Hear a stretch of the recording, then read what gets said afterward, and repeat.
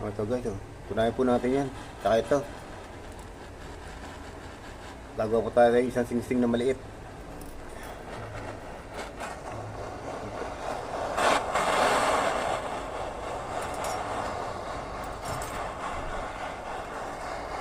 Bigyan natin po ng borak para magsama-sama, madaling tunawin.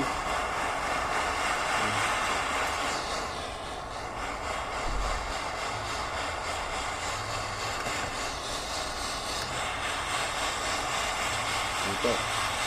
Natutunan na po siya.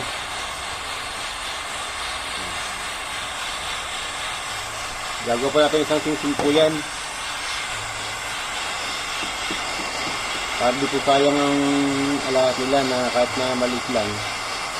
Yung mga ano, pwede pang gamitin, pwede pang gawin singsing. Pinapagawa po isang singsing eh.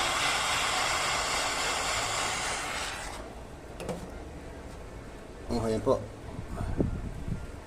Tapos po na natin muna sa solusyon. Yun. Ayan po. Ayan. Tingnan po natin kung ano makakagawa po ng isang singsing po yan. Gawin po natin ang paraan. Salamat po.